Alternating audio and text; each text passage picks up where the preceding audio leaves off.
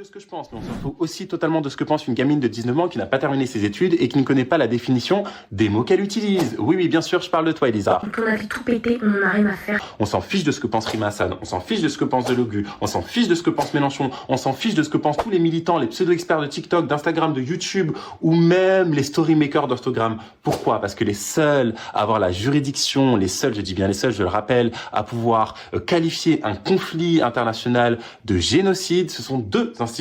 La première, la Cour internationale de justice, et la deuxième, la Cour pénale internationale. Est-ce que l'une des deux a statué aujourd'hui sur le fait que le conflit à Gaza constituait d'un génocide? Non, zéro, aucun. Alors tu peux aller voir le site officiel, je pense que tu ne l'as pas visité. Moi, c'est ce que j'ai fait, d'ailleurs tu devrais le faire. Ça t'éviterait de dire des conneries.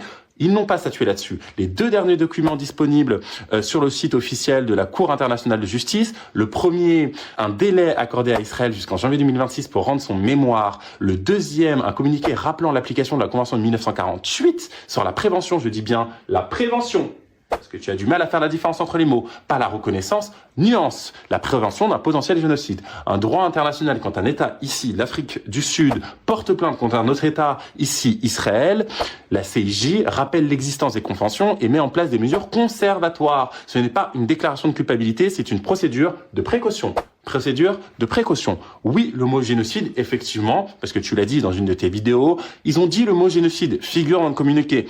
C'est logique, parce que c'est une plainte qui est portée pour un pseudo, en tout cas un potentiel génocide. Donc oui, effectivement, le terme génocide figure dans le communiqué, mais cela ne signifie pas que la Cour le reconnaît comme tel. Elle l'analyse, rien de plus. Le dernier génocide reconnu juridiquement, c'est celui par la CIJ, c'est celui de la Bosnie-Herzégovine, d'accord? Il y a un document officiel publié, d'accord, clair, daté de 2007, que tu peux retrouver sur le site officiel. Il est public. Est-ce que pour Gaza, ce genre de document existe? Non, toujours pas. Donc non, il n'y a pas de reconnaissance officielle de génocide, pas aujourd'hui, pas encore. Et c'est ni toi, ni moi, ni personne sur TikTok qui avons l'autorité pour statuer sur cela.